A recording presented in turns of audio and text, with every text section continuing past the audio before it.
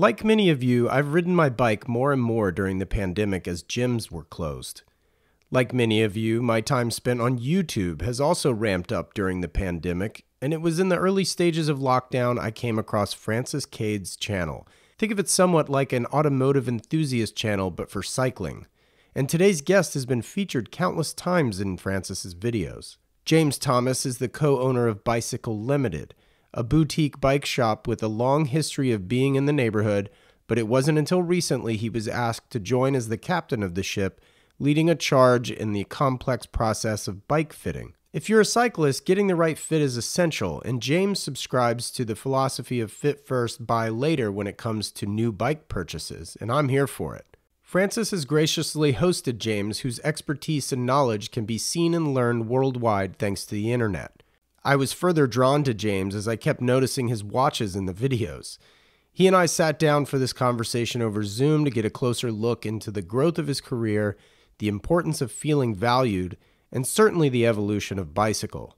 As a former dive instructor, James has a tool watch proclivity and quite a bit of exposure to some extremely nice cars throughout his life, so I definitely recommend you stick around. I guess you could say he's one of us.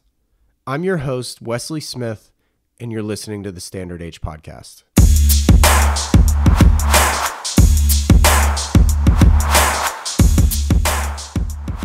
So first of all, James, thanks so much for taking the time to be on the show. I've been following Francis Cade's YouTube channel, which is how I came across you and your business, which incidentally you're from the UK, but I'm curious, what area are you specifically from?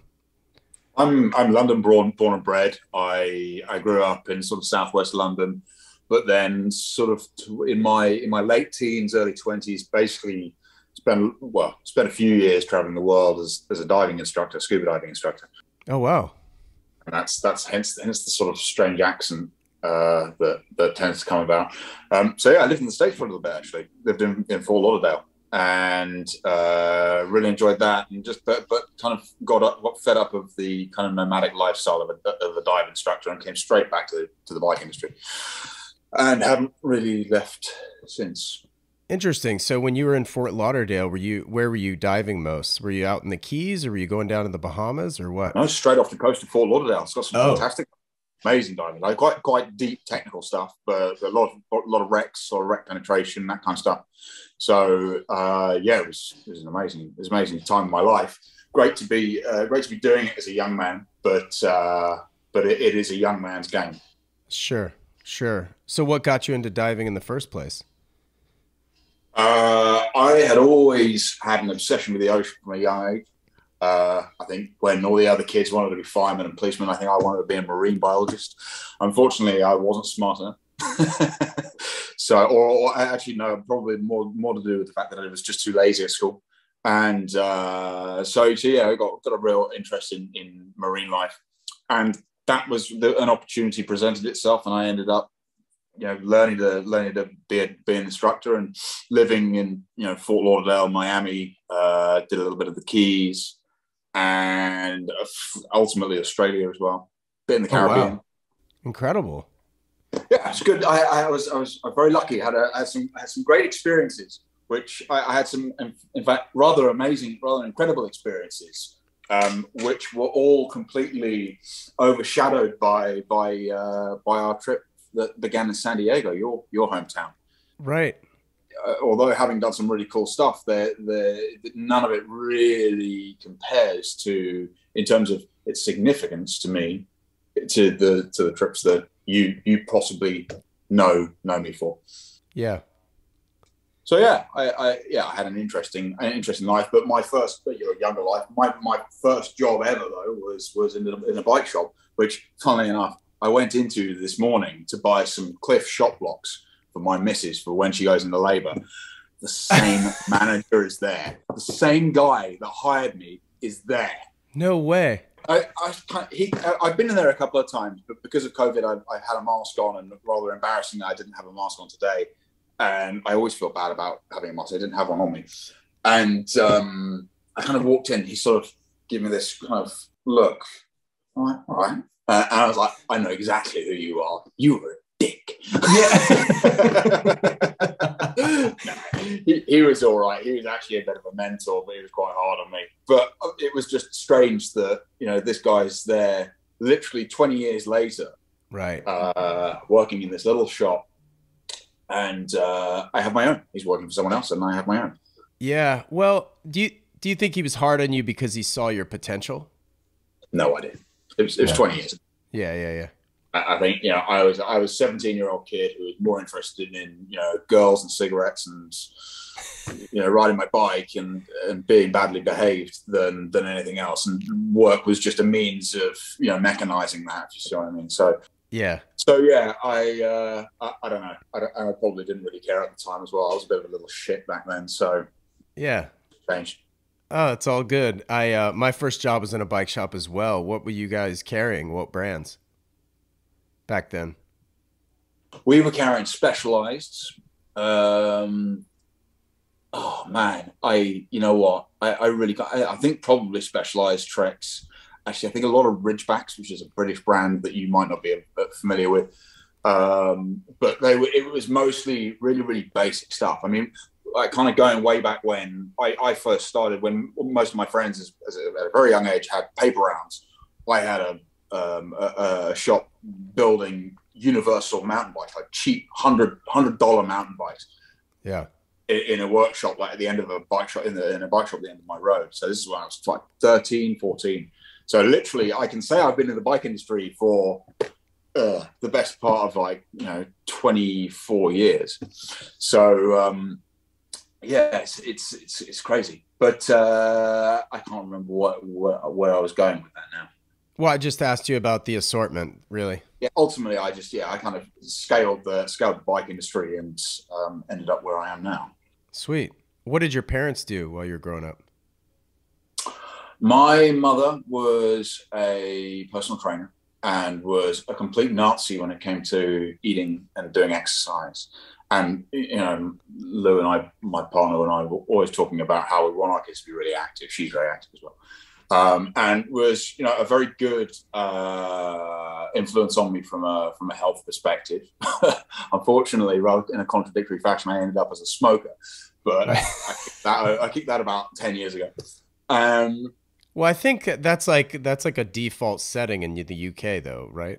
At some point. Well, it was. I don't know how old you are, but I mean, I was when I was in my 20s, everybody smoked, and growing up in the 90s and early thousands, you know, in film and, you know, TV shows, everyone, you know, the cool guy always smoked, the good guy always smoked. It was a cool thing. Of course. Whereas now it's, you know, I have younger siblings who are in their sort of late teens, and they think smoking is completely disgusting, and you look a bit stupid, you know. Right. Doing it. So it's great that whole attitude has completely changed. Sure. But yeah, and my father. So my parents divorced when I was 5. My father is in property, basically. He's a land trader. Got it. None of them really inspired me to, or encouraged me to get into the industry that I'm in, because frankly, until quite recently, I didn't really make much of a, you know, success of myself. And, you know, the bike industry is notoriously hard. It's notoriously underpaid. And this is something that I'm, you know, sorry if I'm kind of moving around all over the place here. No, that's what these things are all about. I'm really trying to change with bicycle. And one of the things that we pride ourselves is we pay our staff better than they can get paid in any other bike shop. You know, or most of my guys get paid more than I ever did in a bike shop. And that's something that's really important to me. And I think that the professionalism of bike shops starts with the staff. It starts with how well they're looked after, how well they're paid, how well they're appreciated, and all this kind of stuff. So again, forgive me going off on a bit of a tangent here, but it is something that's quite close to my heart, because I feel like I was undervalued, underpaid for a lot of the work that I did for pretty much every single retailer. And, you know, I've worked for dozens of bike shops, bit of an industry whore.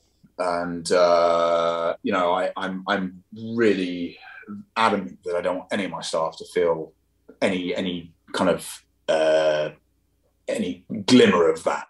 How many staff members are there? We are we're five at the moment. Six. Sure. Yeah. 5 or 6.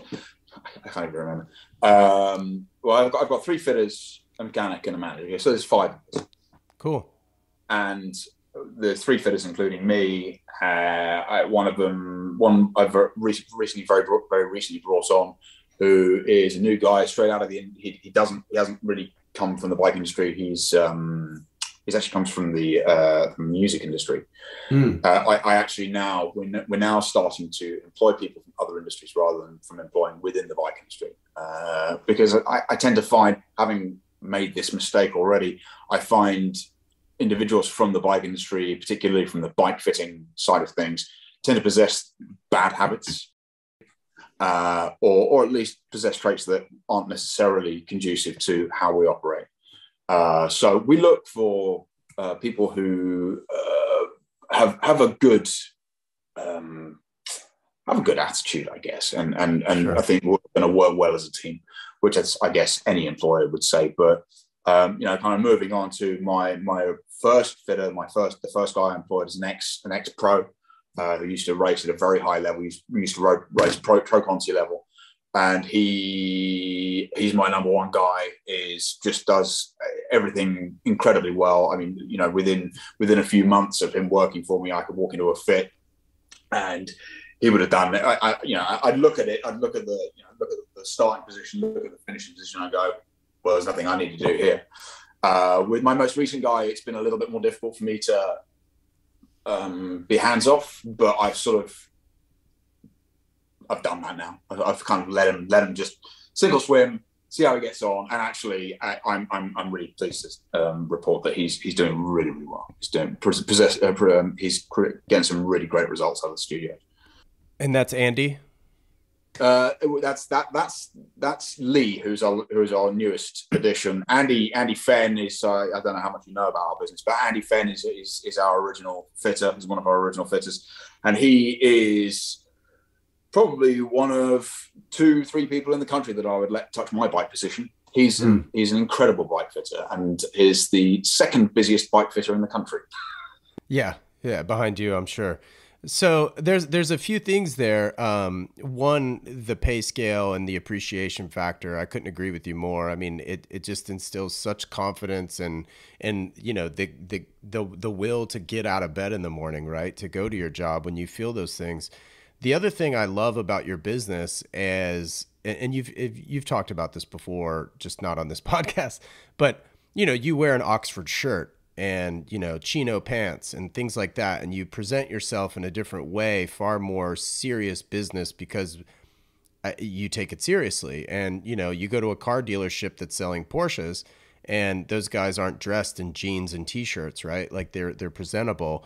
And I love that you've taken that approach, because, bike industry nowadays, I mean, you're spending thousands of dollars on a bike. So it's not even just product, but it is a service through and through. Yeah. It's tens of thousands of dollars. I mean, yeah. I used to work for a very large retailer locally in Southwest London. And, as bike shops go, it's the best bike shop in the world, hands down. Best bike shop I've ever been to. But there was something that didn't really sit well with me with taking 10, 15, 20,000 pounds from a consumer, and then them having the same experience as the guy buying $5 energy, right? Right. And this is something that I have my father to thank for, in that he always instilled in me, people judge you on your appearance, people judge you on how you talk. And that's just a simple fact. That's a fact of life. And I think that when we elevate the way that we present ourselves, we elevate our customers' expectations, but also their experience. I like watches. I think we've discussed that we both like watches. When you go and buy a watch at an AD, you don't get greeted by a guy in jeans and a t-shirt. You get a guy who smells good, doesn't smell like Teen Spirit. He's wearing a suit. He's wearing. It's kind of. I'm trying to get to that kind of level, really. Think Savile Row Taylor rather than Hugo Boss, off the rack suits. Is the other analogy that I like to use, is sort of tailor-made or custom-made suits. excuse me, because that's that's kind of what we do. We customize bikes. We make custom bikes for people. Sure. I wanted to ask you a little bit about your time at Sigma Sport, which is, I'm assuming, the shop you're referring to. What were some of the major takeaways you took from that experience, and how long were you there exactly? I think I was there 3 or 4 years. I think the thing with Sigma Sport is it's run by two incredibly dedicated and committed guys. Cool. Who are and have the very rare in bike industry understanding of bicycles and the bike industry as a whole, but also an understanding of business. And I think that's uncommon. I don't know what it's like in the US, but certainly in the UK, you either have someone who loves bikes and isn't business savvy, doesn't have the understanding of how to work out a profit margin, all this kind of stuff. I've worked for these people. I've also, on the flip side of that, worked for the accountants, the guys who don't really understand the bike industry. They understand profit margin, they understand running a business, but there ain't no point in having a great profit margin if you have to shag it at the end of the season in order to get rid of all the product that you bought really cheap. Sure. So that's that. And I think the owners of Sigma Sport, Ian and Jason, were, two individuals, particularly Ian, who were very good at combining both of those elements. And, hats off to them. I mean, they have built a business that they deserve all the success that they get. But it's not the business that I want. It's not because, it's become this machine of, when you create a monster, you've got to feed it. Yeah. And you've got to feed it by any means necessary. And when it's that big, the quality starts to slip, and it always does. It's inevitable. And I'm not saying they do a bad job, because they do an amazing job, better than any other big bike shop, way better. But it's a big bike shop, above and beyond. But not the same as my shop. And right. It's not the same, and it's never going to be the same. But if you're spending £100,000 on a car, you don't go to your local little shop around the corner, or I'm trying to think of an analogy here. You go to specialists at the end right. of the day, but for certain things, if you want to buy a custom bike, I'm the person you come and see. We're going to sit down. We're going to talk to you about it. We're going to, you can sit there over. Actually, even buying a pair of shoes, there's a huge amount of onus that is put on, getting a pair of shoes that's right with us. So. I think if you're looking for, they're kind of mass market model, whereas we are trying to be very much more specific. You can't walk into my shop without an appointment, so you have to book an appointment in order to come in. Right. But to answer your question, the main takeaways were that taught me a lot about business, taught me a lot about what works, and also general attitudes of big business. But it also, frankly, it taught me what I really didn't want. Which is? That is this stack it high, watch it fly approach of constantly having to move boxes. And, you've probably seen video of my store. There is very little stock in there. Apart from the stock that's kind of squirreled away, because we've got 800 pairs of shoes on site. I was going to say, apart from the shoes. yeah. It's just, Jesus, shoes, man. Is a constant bugbear of mine, because I got piles of shoes in my office. I've got piles of shoes above the office. They're going to start making their way into my loft in the house soon, I suspect. We've got crazy amounts of shoes, but a lot of that is because of COVID anyway, because of the difficulties we're having with getting stock into the country and out of the forest.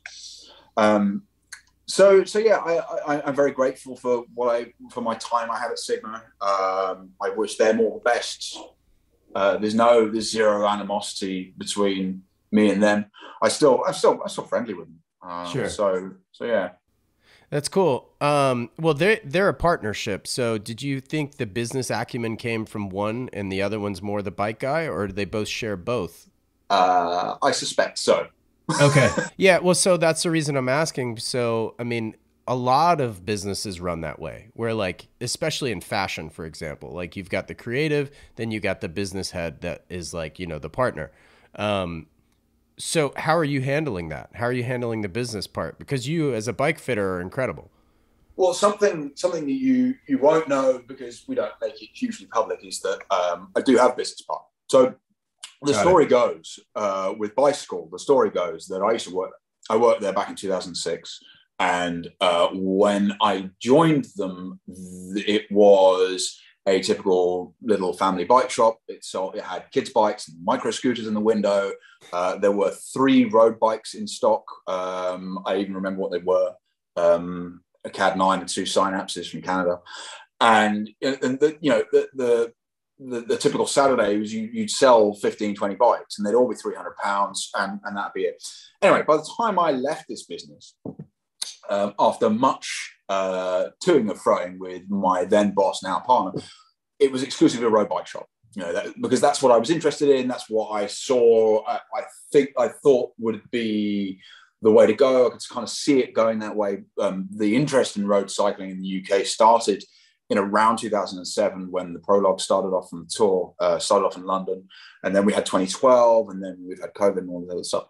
Anyway, so I left and went on to work for multiple other businesses, and for a few reasons that I won't get into, ended up back and buying into this business. So I own half of it, and the other half is owned by my partner, who basically takes care of all the financials, helps pay the staff, looks after the accounts, all that kind of stuff. He's really, really good with that sort of stuff. I'm not terrible at it, but I'm not great at it. He's great at it, but he's not great with people.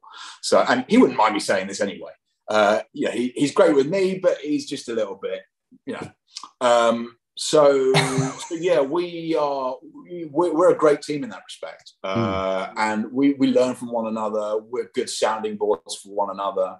Whenever we're talking about staff or the direction of the business, there's usually quite a lot of different approaches made on coming to a conclusion, coming to a successful conclusion. So yeah, I'm very grateful for that. And actually, there were, in the early days of my takeover at Bicycle, there were times where I kind of questioned, should I have gone and done this myself? And, should I have, just set up a bike fit studio? And looking at some of my competitors, nah. I wouldn't have anywhere near the time or the energy that I do to be able to do a good job if I was doing this all on my own. And I pity the people that are doing it. Not pity, but I feel sorry I feel for the guys who are doing it on their own. So yeah, I'm eternally grateful for my partner, James, if you're listening. He's also a James, so we should call it James and James Cycles or something. Something really imaginative. Yeah, J2. Like bicycle. Yeah. Yeah, like bicycle. Like exactly. Bicycle. Well, I mean, I guess the good news too, though, is it was already an established footprint, right? Or did you guys take a new space? No, it was exactly. It's always been there. It was in the same place as when I left it, albeit in a slightly different shape and form. But for the most part, certainly the website, the phone number, all of that kind of stuff, that's always been there. There's always been a bicycle shop there. Although there isn't really a bicycle shop there anymore. It really is more. I like to think of it as a bike fitting specialist with a small. Over the last 3 years, we've significantly reduced the amount of shop floor space. When I took it over, I think there were 20, 30 bikes on display. Now I think you can count on one hand how many bikes there are on display when you walk in. I think you can only see 4 actually. Well, I think that's probably a testament to the adage you use often, which is fit first, buy second, or buy later. Whatever. Yeah. So where did you learn that, and where did you learn to fit to begin with? So my fitting journey started back in 2011, and I wound up working with Phil Cavell and Julian Wall in Cycle Fit in Covent Garden, who are accredited with, rightly so, with being the forerunners in bringing bike fit to the masses. These were the 2 guys that learned from very early at a very early stage, and really just built a reputation, incredible reputation, and rightly so, and have also ended up fitting a lot of the pro teams. A lot of pros go there, and I sort of fell in love with it from there. And it sort of took me to it ended up taking me to Sigma Sport and now here. But I never really stopped learning. And I think this is the thing with bike fitting, is that there's a lot of bike fitting out there that, don't get me wrong, this isn't about self-elevation. It's just to give you and hopefully your viewers a bit of an insight as to how bike fitting typically works. And certainly in my experience and what I've witnessed, there are a lot of fitters out there that go on one course and that's it. And they can go and do 2,000, 3,000, 4,000 bike fits, all using one method, one ideal, one concept or way of positioning somebody on a bicycle. And frankly, bike fitting is not that simple. It's complex. And I say this to my staff. I say this to particularly my new guys. What you're learning to do here is not simple. It's extremely complex. And the answer to the question is, the answer to so many questions is probably, possibly, maybe, don't know, right? Because you just don't know what happened until you try. So I basically went on pretty much every course that I could find, and I ended up working with or being trained by a now very good friend of mine called Tony Cork, who taught me a very different attitude towards bike fitting, which was basically to look at the human being. Don't look at the numbers. Don't look at the motion capture system or the video analysis or the pressure mapping. Look at the human being and get some information out of them and talk to them.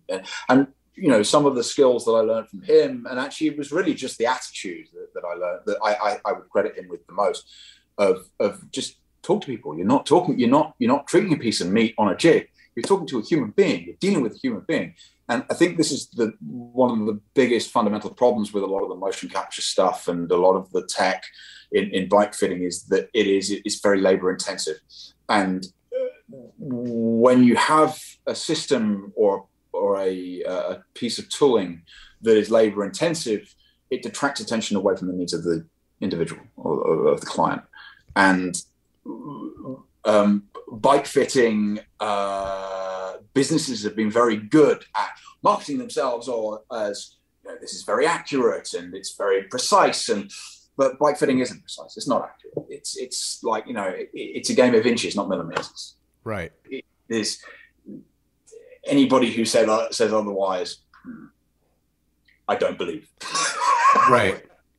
I think people just like to get granular. I mean, we'll talk about watches later, but it's kind of similar in that industry too, where it's like, oh, well, this A is slightly flatter across the top, so this means this watch is more rare. And I mean, you could take it to the nth degree, obviously.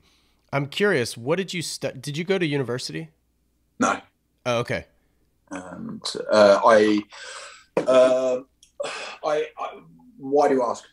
Well, I'm just kind of curious what kind of subjects you may have gravitated to. To be honest, which could have been in, primary school or wherever as well. Part of my mentality is that I'm not really interested in something, I struggle to learn about something unless I'm interested in it. Sure. And apply it.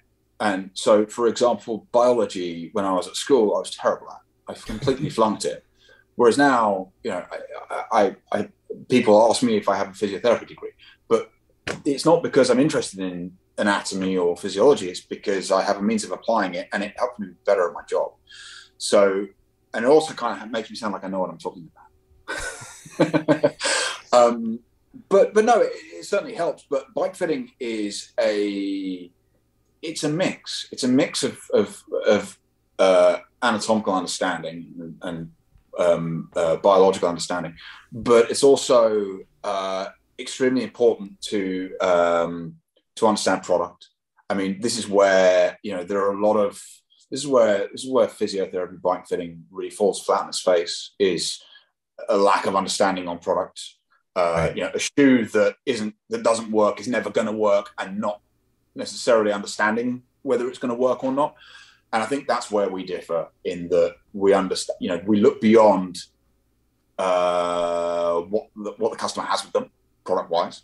Right. And, don't get me wrong, it isn't about selling people. I don't care. I couldn't care less. And I've said this to my guys, and I instill it in them, whether somebody pays nothing in a bike fit or whether they pay £5,000. Both happen. very, very frequently. But if somebody comes in and they've got a pair of shoes that are 3 sizes too big and that's causing their knee pain, trust me, viewers, it can happen, listeners, then I'm going to tell that customer and I'm going to try and fit them with a shoe that's going to be perfect for them, and I'm going to solve their problems. If I don't do that, guess what? You don't solve their problems and they come back. Or they blame you that you don't know what you're talking about or whatever. Yeah. And so, the way that we work is that if you continue having problems after being treated by us, you come back for free. Now, there are terms and conditions in that statement. You have to be right in the position that we put you in. Right. If you turn up with a bike that's 3 sizes too big for you, ain't my problem, and it's not my fault. I'm here to, give you the information, to arm you with some information, to be more informed about purchasing decisions. Be it, if you have, then this is why I have this fit first, buy later ethos, because bike shop staff get it wrong, consumers get it wrong, bike manufacturers are getting it wrong, and bike manufacturers are still saying people my height should be riding a 56. On no planet, I'm 5'10". On no planet in this solar system can I ride a 56 centimeter bike. Just cannot happen. I mean, it can actually, because I'm built like a sausage dog. I've got a long back and short legs, so I can ride anything to a certain extent with a reasonable degree of comfort. I've also been riding for over 25 years with a reasonable degree of regularity. So I've got more underlying fitness than most people who are taking up the sport. Right. But ultimately, the sizing structure in cycling is completely out. And my theory surrounding it is that it all comes down to saddle height. Now, if you watch the videos with Francis Cade, I've got a bee in my bonnet about saddle height. But if you consider that the average saddle height reduction that I make on most customers is probably about 2 centimeters, that's a bike size. Right. So this is it. So most people, and if you think about how can I put this without getting sued? Some of the most common bike fit methods are backed by some of the largest bike manufacturers. Okay, and there is a correlation between certain bike fit methodology and excessive saddle height. So if you consider that a particular bike manufacturer uses data collated from a certain bike fit system to design new products and come up with geometry tables. Are you familiar with the expression shit in, shit out? Yes. If you start with bad information in the first place, you're going to get a bad outcome. I think, and this is something that I have witnessed firsthand with this particular manufacturer. I think that a lot of manufacturers are certainly claiming that bike sizes that an optimal bike size is probably a lot bigger than I would say. It's certainly in my experience, I would say it should be. Right. So yeah. Yeah, I'd almost equate it. So I used to work for Allen Edmonds. Are you familiar with the shoe brand, Allen Edmonds? They're like, they're not quite John Lobb, but they're like, I don't know, $400 shoes. So they're not cheap. But basically I used to fit people for shoes all the time because we had widths, like varying widths, like 8 different widths. So like we could really dial in your foot size, you know what I mean? Or your shoe size. Quite incredible. But the problem is people get hung up on size, right? And so so this is where I'll ask the following question. To kind of piggyback on what you're saying is, I wonder if people searching for bikes, it's almost like searching for a shoe size. It's like, oh no, I've always been an 11. I'm not a 9.5 triple E. You know what I mean? And it's constant in the shoe game. So I'm sure it's the same in the bikes. Cycling shoes are even worse. Yeah. But I completely agree. I think the shoe thing's really interesting. That's amazing. Actually, you had 8 different sizes of shoe, but shoes, certainly in cycling. And again, forgive me for going off on another tangent, but the amount of people that get the wrong shoes coming in. Now, I've got a big love for the Lake brand of shoes. but mostly because they fit and they have lots of different ranges of fit and size. But I still get guys who come in and, I bought these shoes because I saw you on the channel, and and the shoes are like 4 sizes too big for them. Bought them up the road, and I'm just like, just because just because the shoe is good, so the shoe is only as good as how well it fits. Right. So, I think that it's amazing how I think actually with cycling shoes in particular. Exactly to your point, a lot of people will walk in and go, I'll take a shoe off the shelf and go, I want this in a size 10, but not 10. They're an 8 with wide feet, 8 triple E. And, cycling shoes, for the most part, aren't built for that type of foot. Right. They're not built for any type of foot, actually, for the most part. A lot of shoe brands, you kind of look at the shoe and you kind of think, are you going to put a human appendage in there? Like, it doesn't make any sense. If you haven't heard episode 1 of the Standard Age podcast, then let me tell you about my friend Tim Jackson. As owner of Passion Fine Jewelry, Tim and his team specialize in fine jewelry, as well as some of the finest independent watch brands available. I'm talking about Groenfeld, Habring, Kudoki, Roger Smith, Roman Gauthier, Sarpaneva, the list goes on. The staff at Passion Fine Jewelry is literally made up of friends and family, so you will feel right at home if and when you visit. If California is out of reach, you can absolutely email or call the shop and they'll get you sorted. Visit passionfinejewelry.com for more information.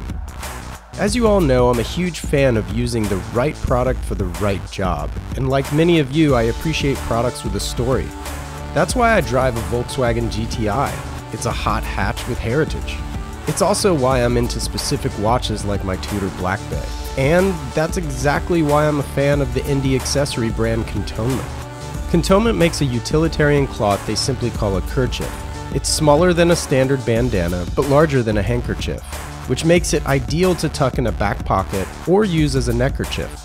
I always take one on a bike ride or have one with me as a backup face covering.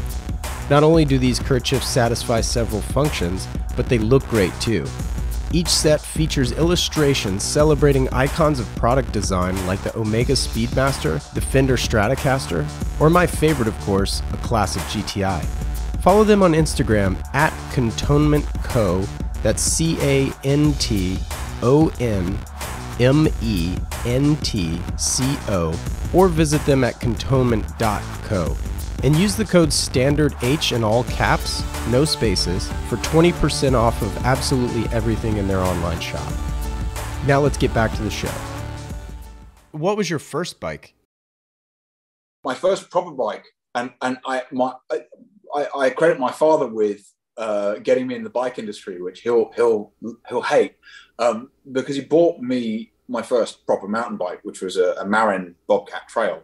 Cool. Circa 1999, 1998, something like that. No, earlier, 97, something like that. Anyway, aluminium frame, and it had like an RST suspension fork, and it was like, my pride and joy. And eventually the RSTs got swapped out for a pair of Mazocchis, and ended up having a pair of disc brakes on it. And I think by that point the frame had changed. I've had a lot of bikes over the years, so yeah. But I started off in mountain biking. Yeah.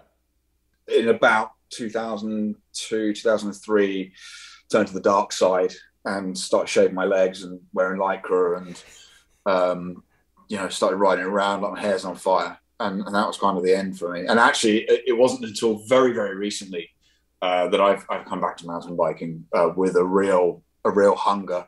And actually, I've kind of rediscovered what elation feels like. Absolutely. I got a trail centre half an hour up the road from me and just absolutely love it.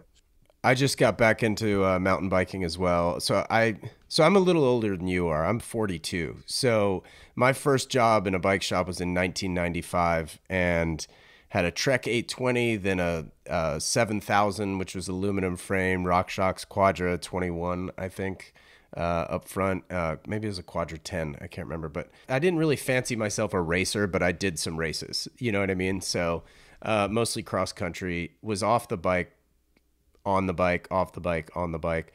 And then it's been about the better part of 10 years since I've been on a mountain bike, and I just got one again this year. So I'm like super stoked to be back on the mountain bike. Yeah, it's crazy having ridden road primarily for the last 10 years.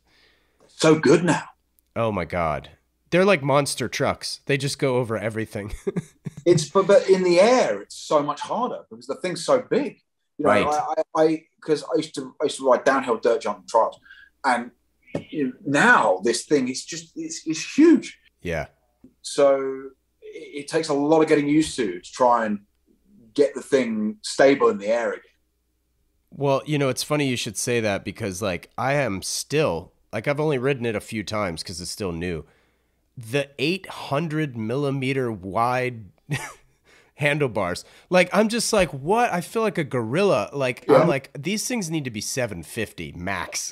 What'd you go for? I have a Fuel EX 9.8. Nice. I did it actually through Project One, so I painted it to look like a Santa Cruz high tower. Pimped it. Oh, it's sick. Yeah. No, I'm spoiled rotten. Awesome. Yeah, it's really cool. You have the Yeti, right? I got an SB 140. I looked at that bike. Yeah, how do you like it? Oh, it's amazing. Cool. I go out mountain biking with Fran, and his bike just doesn't stand a chance. I mean, he's basically got a road bike with a suspension fork. Right. It's got road bike angles. It's got like a 73-degree head and seat angle, so it looks like a road bike. Whereas my bike's built for fun. So yeah, it was the shortest travel 650B bike I could find. Right. Because I was adamant I didn't want 29-inch wheels. Sure. Well, that's the thing is this is the first 29er I've ever owned. And like that, hence my monster truck comment. I mean, the thing just slays anything. It's just insane. They're a lot better now than they used to be. 29, aren't they? I mean, I haven't really ridden many modern 29ers, but I still had this kind of thing in my head: bigger wheels, weaker wheels. I want to be able to huck the thing a bit and rip it up. So I went for a small wheel. Yeah. But yeah, I really found it incredibly capable more capable than downhill bikes of old, which was it's amazing. But this is what happens when you have expensive mountain bikes.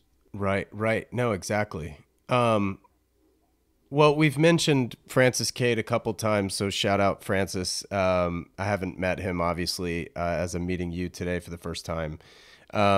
You guys do something called Bike Fit Tuesdays, which are some of my favorite segments actually, because not only are they informative, but you guys definitely have just like a great way of keeping it light.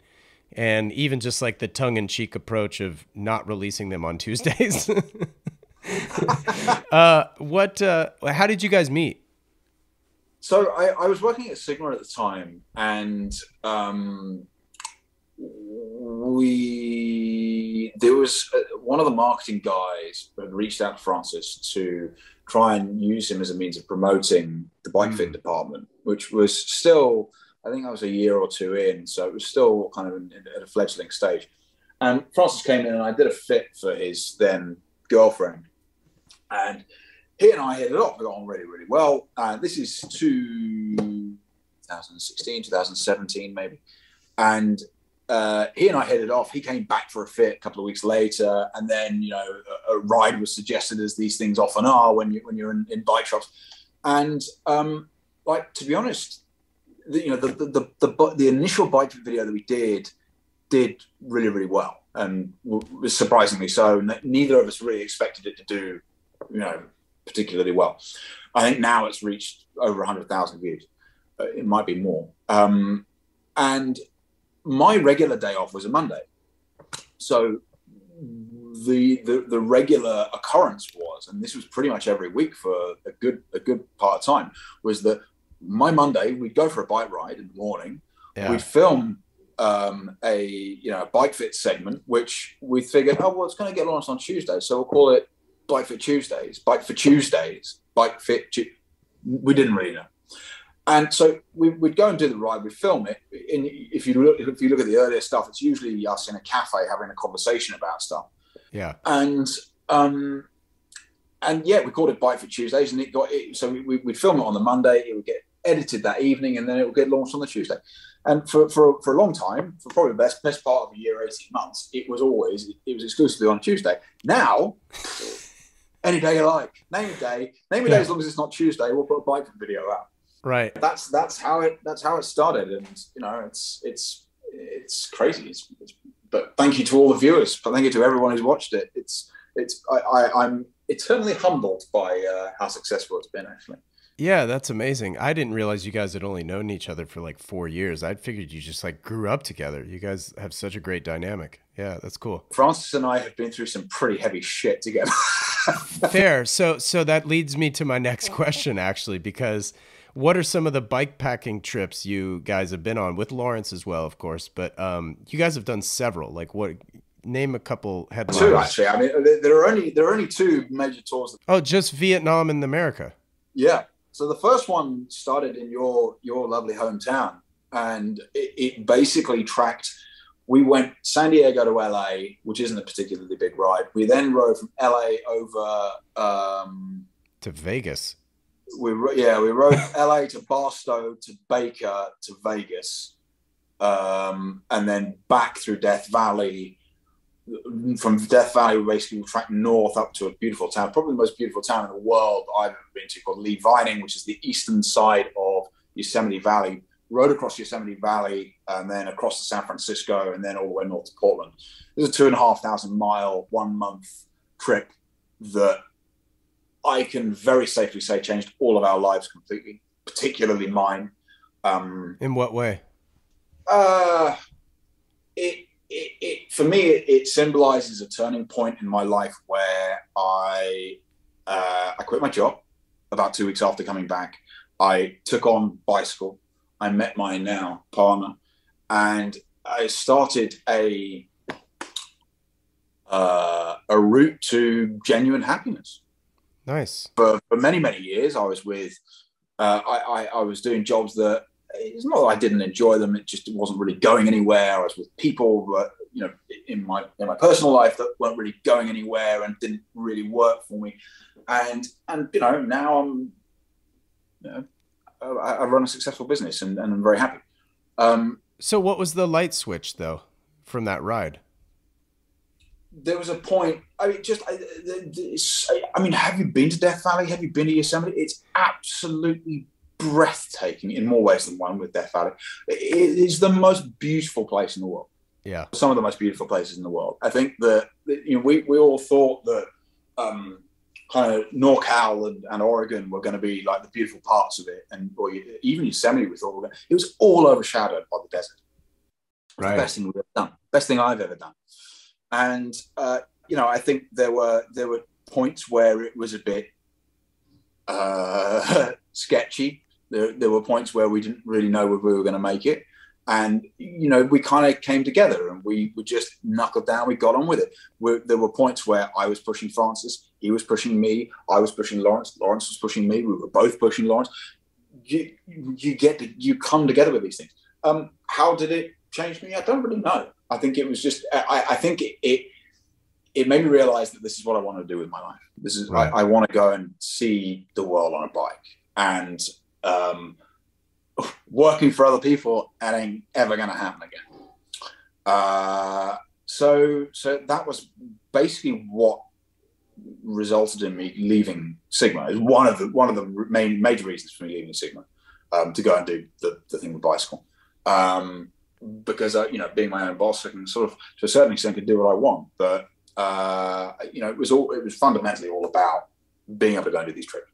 So obviously, a year later, we then rode from Hanoi to Ho Chi Minh, through the length of Vietnam, the opposite way to the way you guys did it.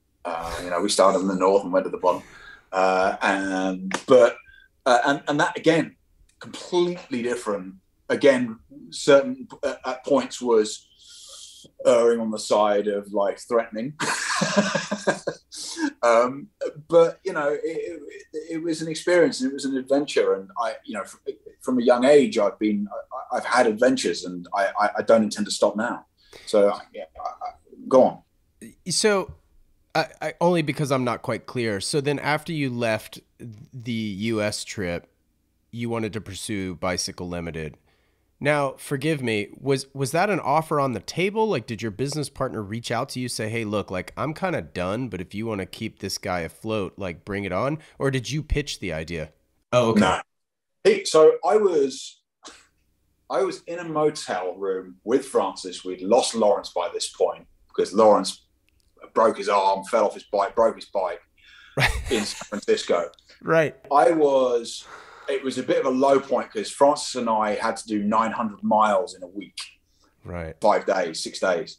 And it was a bit of a low point, a lull point, because we were both completely screwed. We were both just exhausted, and we weren't talking to each other and all this stuff. Anyway, I remember sitting outside this motel room. He was doing an edit. I had a packet of Marlboro Red cigarettes, just sitting there smoking a cigarette, having a beer, because I was having this sort of slight fuck it moment. Mm. And my now partner called me up and said, "Hey, how are you doing?" I said, "Well, I'm all right. I'm kind of in the middle of something at the moment. I'm doing this ride across America." And he just went, "Wow." And we had a conversation because he and I remained very good friends after I left bicycle all those years ago. And we would see each other at mutual friends barbecues, and we would even we'd go for a couple. We'd meet up a couple of times a year, just hang out, have a beer, talk about bike shops, that kind of stuff. Anyway. He called me up and said, this thing needs a new direction, and I need you to come and help me with it. Wow. I didn't take much persuading. I sold everything I had and put it into a new jig, a pressure mapping system, basically a full bike fit suite, which is not cheap. No. And I sold my only nice watch. And what was it? It was a Rolex Yachtmaster. Oh wow! Okay. Which I don't miss. And off we went. It was an offer, but it was just good timing. You know what I mean? Yeah. And this is why I say the America trip was so pivotal for me, because it was probably just a matter of timing. It resulted in my missus, the shop. Well, I'm dying to know, why weren't you and Francis speaking to one another? For no reason whatsoever. It was just that when you're exhausted. I see what you mean. Exhausted as well. Just get the hell away from me, is what you're saying. Fran and I have never fallen out. Yeah. I mean, we've never fallen out for extended periods. He'll tell you, and if you're listening to this, if Francis is listening to this, he'll know exactly the point I'm talking about, because we both still laugh about it. There was a point in Vietnam where he and Lawrence, I had a bit of a meltdown. My bike broke or something, and the two of them basically just, pardon my French, fucked off up a mountain and left me. Right. I think I just dropped my chain or something like that. So I ended up throwing my bike into a bush, stomp around on the road, got very, very cross, shook my fists and up in the air and all this kind of stuff. Anyway, got back on the bike and kind of, we lost one another for a few hours until eventually they came tearing past me. I managed to get past them somehow. They came tearing past me, slipstreaming a truck, and Fran came up there. He rode up next to me and was all sort of happy. And Joe was like, "Oh, where have you been?" And I bit his head off. And he just sort of went, "Oh, okay," and then slowly just slipped back. Oh wow! And left me alone for the rest of the day. And after a few hours, I said, "No, I'm really sorry. I was horrible." And it takes quite a lot. Those of the people that know me know that it takes quite a lot to make me very angry. But I was really angry that day. But I think other than that, no, I don't think there's anything that Fran and I have ever really properly. We've never fallen out. He's my brother. Yeah, I mean, I can't even imagine, honestly. But obviously, perception isn't always reality. So, what would you characterize as the hardest ride you've ever done? Was it Death Valley? No. Really? The hardest ride we ever did was in Mojave. Something nobody tells you about Mojave is that it's not flat.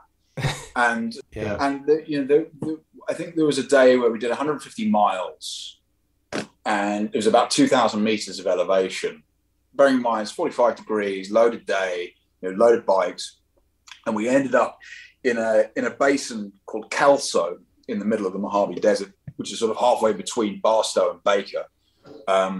and it was incredibly hard. I mean, I've still got a video actually of there was a point where, and this has never happened to me before or since on a bike, where I had to stop, get off my bike, sit down, have a little cry, and get back on again. It was, it was so hard. I've done things like 1, 2, 3 ways, but that doesn't even compare. It was on a different level altogether. Bearing in mind, the three of us were pretty fit. Lawrence certainly was racing pro at that point in time, and we all agreed it was the hardest ride we've ever done. Yeah. And so whenever you will hear it in the videos, the Kelso reference, that's basically what we're talking about, is that day where we ended up in this little basin which had a water fountain that was blowing out hot water, so not even cool water. And yeah, it was just a really, really hard ride. That's crazy. And for those listening, 45 degrees was Celsius, I might add. It's over 100 degrees. Yeah, just brutal. Well, back to some bike fit stuff, just real quick. I'd like to touch on some of the inexpensive ways to approach this philosophy and somewhat of their importance, if we could. Shoes and insoles. Go. Approach them in what way? I think the most important thing about shoes is that it doesn't have to be expensive. A shoe, you don't have to spend 200, 300, 400 pounds on shoes. Now, look, I prefer carbon soled shoes. I don't stock plastic soled shoes in my shop because a plastic soled shoe has to be thicker in order to retain the stiffness. Therefore, it sort of impinges the hips through the top of the stroke. But that's by the by. Not everybody can afford $200, $300, $400 on shoes. The most important thing is that it fits. Right. And unfortunately, there is not an easy way of going about it. What you need to do, my recommendation is seek out somebody who specializes in cycling shoes, somebody that measures your feet, somebody that has stocked more than one brand. If they do only stock one brand, make sure it's Lake. Someone that, just understands feet, and probably someone who has an understanding of bike fitting. There are some brands that typically work better than others. I mean, Lake is a big one, and I don't want this to come across as a Lake advertisement, because it isn't. But we chose Lake rather than the other way around. And the beauty of Lake is that we carry 3 models, I think, maybe 4. No, we carry 3 models, 3 core models in standard and wide fit. And across those 3 models, you get 6 different fits of shoe. Right. The last changes. Yeah. Yes. 6 different lasts, or 6 different fits, because some of the lasts can be the same, but the upper is a different material. So therefore the fit is different. Oh, I see. Right. Flexibility, that sort of thing. So for example, a Lake CX218 and a CX238 have the same last, but the 218, the cheaper shoe, has a single boa and a PU upper, versus the latter has a double boa and a bovine upper. The cheaper shoe is more roomy. So, but it doesn't stretch and it doesn't give because it's PU. But the takeaway really ought to be for the listeners should be someone needs to measure your feet.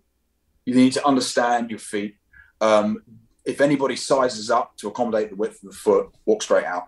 Right. Accommodate going up a size to accommodate the width of the foot is the first major no-no in my opinion. So when I used to fit shoes, if one, for example, has a removable insole, what I would do, just to prove them wrong, the customer that is I would outline their foot on a sheet of paper, and then I'd outline the insole and be like, do these look like they match to you? Yeah. And just say, look, like, I'm not trying to be a jerk here. It's just like, come on, like, I'm trying to help you, and you're like refusing my help effectively. Yeah, I mean, absolutely. And to a certain extent, you can do the same with shoes. Like if you look at a shoe top down, you can tell quite obviously that it isn't going to fit that foot. Right. And so yeah. I mean, insoles, without getting too techie, everybody, in my opinion, needs insoles or some sort of arch support built into their shoes. They and I can't take credit for this attitude. This is Steve Hogg's opinion, but it's a proprioceptive mechanism, so it needs to feel invasive. I personally prefer and use the G8 2620 modular footbed, which is a non-custom, semi-custom footbed. The reason for it is cheap, fast, and effective. Over and above a custom. Now, the problem with a custom footbed is they are expensive. More importantly for me, they're time consuming and they're not always right. And if you mold a custom footbed and you do it wrong, you are either going to have to start again, or more likely you're financially motivated to make it work. And because, otherwise you've used a blank for no good reason and you've wasted it, right? So they're kind of, this is the thing with bike fitting, is that there needs to be, you need to get the results, but you also need to have the commercial viability as well. But I like the G8 because it's effective, it does the job, does what it needed to do. I mean, I've ridden across deserts, mountain ranges, entire continents using this footbed. I don't get any foot issues. Right. So yeah, I think it's more than sufficient, and like I say, it's pretty cost effective and it's easy to administer. I think this is the other thing. Particularly, so the vast majority of the shoes that we sell in a bike fit process, right, or a bike environment. And if I'm spending 45 minutes to mold a pair of footbeds, custom footbeds, I haven't got that time. Right. I haven't time to custom mold a pair of footbeds. Whereas a G8 takes me 5 minutes, not even that. It takes 30 seconds to administer. Right. It means that I can spend more time looking at the bigger picture than spending obsessing, focusing an hour of my time just on one element of the fit. I think the thing with bike fitting is it obviously depends on the individual, but when somebody comes in for a fit, there's a lot to do. Like, as in the fit is usually so wrong and so far out that you've got to change all of the parameters, and you've only got 3 hours to do it in, and this is the only guaranteed time you've got. People say, "Oh yeah, you tell the customer to come back for a follow-up," but they don't, though. Because they go out with it feeling 60% better. You've solved most of their problems. They think, "Oh, this feels amazing." They don't know what 100% feels like because you don't know what you don't know. Right. So this is it. I need to do as much as possible within the time allocated and within the time that I have, and that's the reason for the G8. Yeah. It allows us to customize it. 90% of them need to be customized anyway, with some form of weighting, be it internal or external. And only with that. But again, it's only as good as how well it's administered. You can't, we sell a few of them online. You can't just expect to buy the footbed, put it in your shoes and expect good results. Because what if the shoe's wrong? The footbed is only good as good as the shoe that it's in. And if the shoe doesn't fit you, or the shoe doesn't offer sufficient support, it's not going to fit. It's not going to work. Right. We find certainly with some brands of shoe, I won't mention their names because I don't want to be sued, the footbed doesn't feel right in the shoe. And when you change the shoe, the footbed feels right all of a sudden. And these are shoes that have very strong, these are two particular brands that have very strong correlations with foot pain, knee pain, saddle issues. The three are intrinsically linked. And, it's because they might be non-neutral, or because the arch support is in the wrong place, or the cleat location is too far forward. All of these things influence how an arch support or orthotic feels. Sure. Well, another cost-effective thing that you do, which, and by cost-effective, I mean it's free, is rotating the hoods on a road bike. Yeah. That's something I never would have thought of, frankly. I mean, just as a fitment type of application. Are you talking about with regards to reach, reducing reach? Yeah, absolutely. It's something that it's a really easy fix, and you probably need video to kind of. There's a video on YouTube, I think, somewhere about it that tells you how to do it. I can't remember the video's name. Francis Cade, something like that. Right. Go and watch that video. But no, there are quite a lot of tips on those videos about how to set up your handlebars. But yes, rotating the handlebar down, bringing the control up to offset the reach, the distance between the ball and where the control's located. Yeah, absolutely, is a great way of reducing reach without changing anything. And I do that in nigh on almost every fit.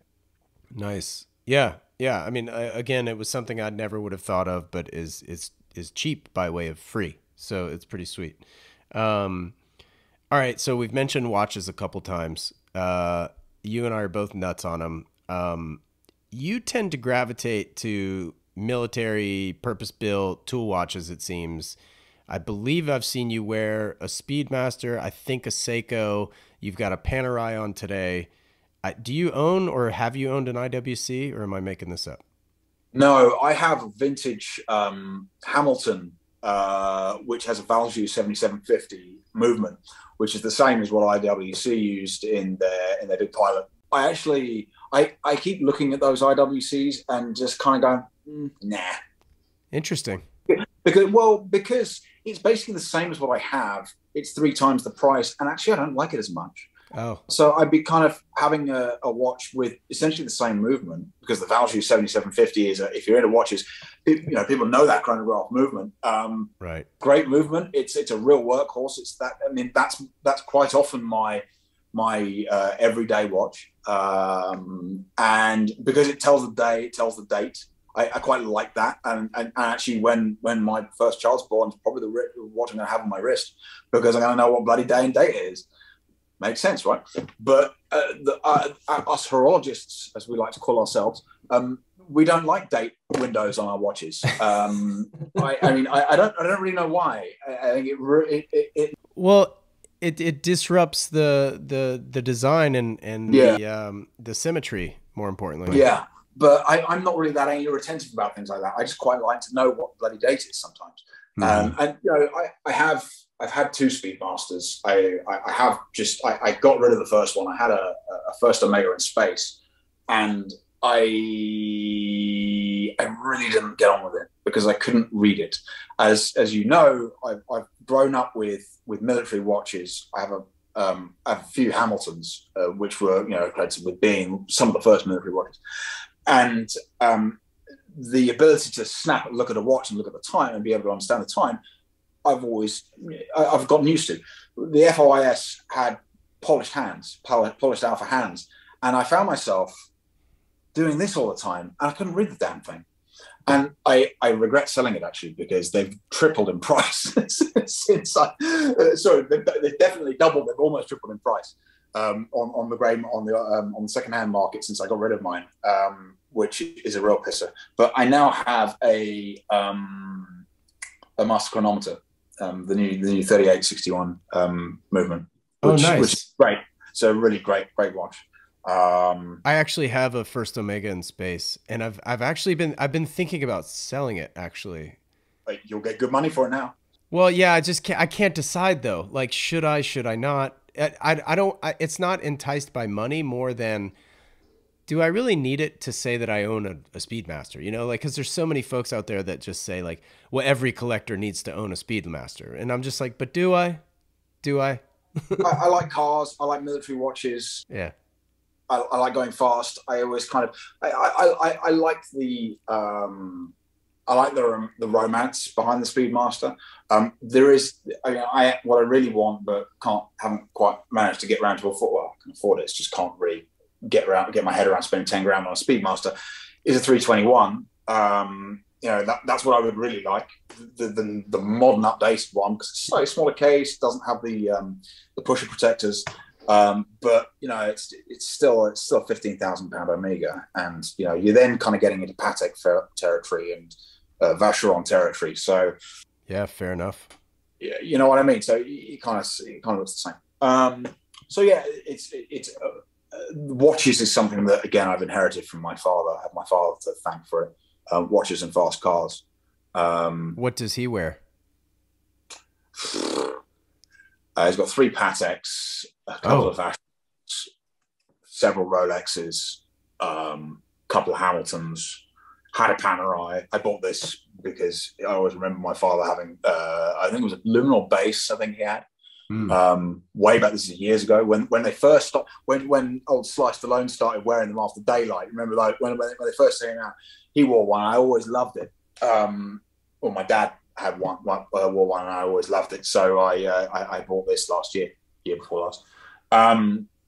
But Yeah, no, I forgot what I was talking about now. Well, it's interesting because I was going to ask you if you had any Grail watches, but it sounds like you're in line to inherit quite a few good ones.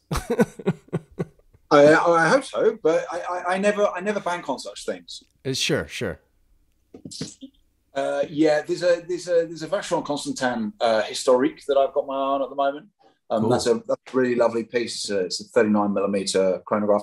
I don't know why, but I've developed this thing for chronographs. As somebody who, as a diving instructor, I should, by all accounts, have a diver. I've only got one diver in my list. I've also got a reverso, JLC reverso. Oh, beautiful. And is the SKX 007. And, that's a great little watch. I have dived with it, and I've been sort of toying with the idea of getting a diver. I have this thing about not owning Rolexes anymore. And I don't really know what it is, because they're amazing watches. And I am on the list for a Submariner 41 at the moment with a date. But yeah, I kind of feel like I'd look like a bit of a prat getting onto a dive boat with a Submariner on. I feel like it's a bit too expensive. These days, it's too expensive to be a true diver's watch, in my opinion. Interesting. Hot take. Would you want to be clanging around with some, with dive tanks and what have you, with a $9,000 watch? Well, I mean, some would argue that's what it's built for. Yes, absolutely. I agree. Yeah, and getting, I mean, you want to talk about natural patina. If you like clank it on your tank, like, I mean, that's natural patina in its own habitat. Most of the people that would argue that's what it's designed for also probably aren't divers. The fact that, the watch can go to the moon doesn't mean that you need to do it. Well, I was going to say, because like, would you dive in a sub regardless of price? Is it even the best dive watch anymore? Like, I think, there's other like I'm not a diver. So aren't they all like digital and yeah. Yeah, they're all decompression computers now. So you don't. I mean, but there's something nice about having a time lapse bezel on a dive watch. It's an old school ideal, but to be honest, my father was ex-military Navy diver, and I talk about my father a lot, don't I? But has always sort of taught me and instilled in me that it's always good to have contingency. Mm-hmm.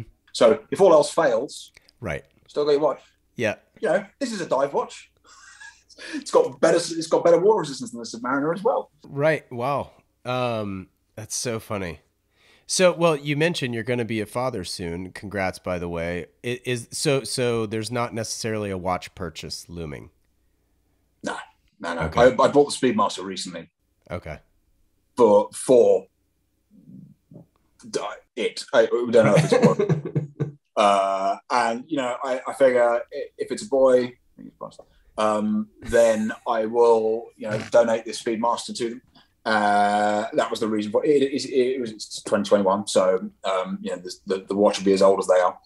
And if it's a girl, then we'll give her the diamonds I bought. So right. So yeah. That's cool. You mentioned cars a couple times. What's the daily driver? The daily driver is a 3 Series coupe at the moment. Oh. Is old and has had a hard life. But funnily enough, I learned to drive very late. I actually learned, my father was a petrol head. I grew up being driven around in Aston Martins and Ferraris, and I have always loved cars, always been interested in cars. Only learned to drive out 3 years ago. What? Yeah. So I have a manual 3 Series coupe. So my first car was a 250 horsepower rear wheel drive manual car.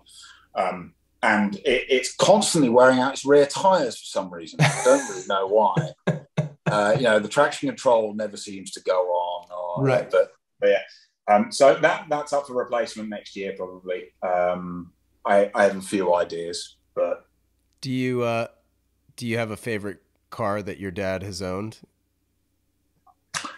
Yeah. It was, and there's a great story behind it if we've got the time. I'm wide open, by the way, so I'm worried about your time. 20 minutes, half an hour. Oh, wait, plenty of time. It was an Aston Martin, 1954 Aston Martin DB24, which he bought for about £30,000. This is quite a while ago now. This is about 10 or 15 years ago. And the car at the time, back in the day, they had problems with the engines of some description. Anyway, the engine block on this particular car had been replaced. So when it went in for its first service after we'd acquired it, the engineer or mechanic working on it said the engine block number doesn't match the chassis serial number. And he did some research, and it turned out that the block in this car was from DB3 RS, which at the time was a racing car. Right. Just so happens that that particular engine block, was it Jackie Stewart? Oh, wow. Drove it in Le Mans. That car last sold for £400,000, I think. Your dad sold it for £400,000? No. He sold it for a lot more than he paid for it. But it most recently sold for £400,000. Oh, okay. But it was a beautiful car. It had a modified front grille. I don't know whether you know what a DB24 looks like, but it doesn't have that traditional. It doesn't have a grille like a DB5 or a DB4. It has a much older looking, very vertical grille. So that came off, and it had a much more modern, looked a bit like a DB3 Zagato. Sure. So beautiful, beautiful car. And yeah, it was a very, very special car. We had one of the first Vanquishes off the line at Newport Pagnell. Beautiful car. 456 GTA. He had an auto though. I mean, I don't think I have an auto. So what's your grail car then? Like, is there anything on your list in the future, maybe? My grail car I'll never own. It'd either be a DB4 or Ferrari 250 GT. Oh, of course, yeah. But I think that's a lot of people's grail cars. Next car will probably be a Jaguar XK. Yeah. Because they're just, good value for money, 5-litre V8. Okay, so modern. You're not talking old. Yeah. Modern XK. And you can pick those up for pretty good money at the moment for now. But I think that's going to be a future classic. I had a big falling out about an Alfa Romeo Giulia not long ago. Oh. I can't quite bring myself to get a Quadrifoglio because it's a lot of money for a saloon car that the arse is going to fall out of it. It's not going to be worth anything in a few years' time. Do you know what I mean? Right. Whereas an XK will be. Right. Potentially. Right. I guess that's the way I see it. But ultimately, something that's rear-wheel drive and makes a lot of noise. Yeah. But again, you could say anything. Everyone's got their own opinions on cars, haven't they? A lot of people like Porsches. I mean, I love Porsches, but I would prefer an older one if I was going to have one. I think the problem with Porsches for me is that there are so many around here. They're mostly Cayennes and wanker wagons, the big 4x4s. Sorry, I hope you don't have one of those. But if you like cars, you don't have a 4x4. Or maybe you do, and it's the second car. But yeah, there are just a lot of 911s out there. They made more 911s than they did Ford Focuses.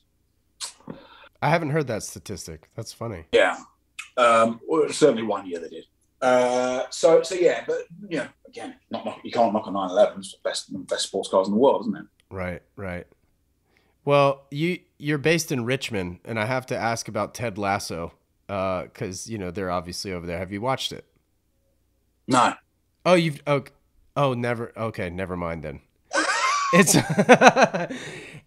like literally like one of the like most watched television shows on Apple TV Plus right now. Oh, right. And they literally, yeah. So they started filming. No, I'm dead serious. This is hilarious. I might just leave this in because you've never heard of it. Right, we're watching that. I got Apple Plus. Dude, oh my God, man. Yeah, well, it just shows also how busy you are because like this show has been it's won Emmy Awards, it's won all this stuff. I'm going to send this to Luke because it'll remind me to watch it. I've only found one person that doesn't like it, but everybody else it's kind of a feel-good show, but it like give it like 2 to 3 episodes, because like the first one you're just like, okay, what the hell's going on, and then but it's great. I mean, it makes you feel good, man. It's cool. Well, we've been looking for a new show to watch, so maybe that'll be it. Bingo. And so it revolves around the football club of Richmond as well. So right, yeah, it's all there. That's so funny. God.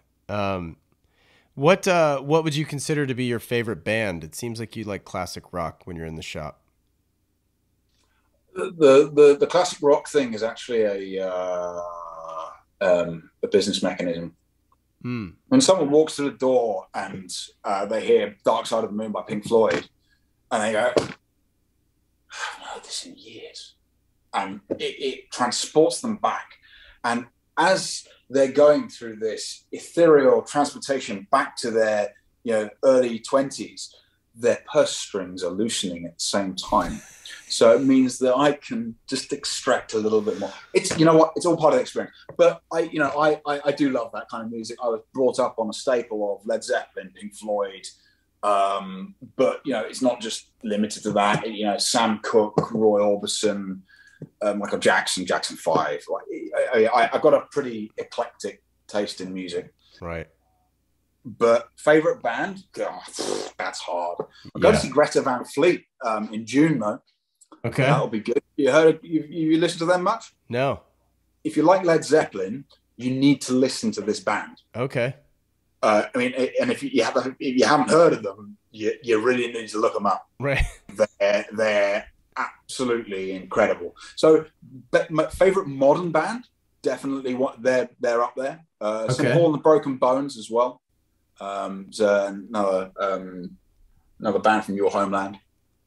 But yeah, I listen to loads of stuff, and to be honest, just put on what I'm feeling at that point in time. My tastes go from like classic rock all the way up to like Slipknot or classical stuff or whatever. So I listen to almost anything. Have you ever heard of the band called the Mars Volta? No. Okay, they're like Led Zeppelin on speed and acid all at the same time. Yeah, so if it Mars Volta. Yeah, Mars is in like the planet, and then Volta, Volta. I'll look them up. Thank you. The Mars Volta. Yeah, your ears will either be bleeding or you'll just be like bouncing around with a big smile on your face. That's what I do with Greta. Well, I'm telling you right now, these guys are fucking animals. And their drummer is incredible.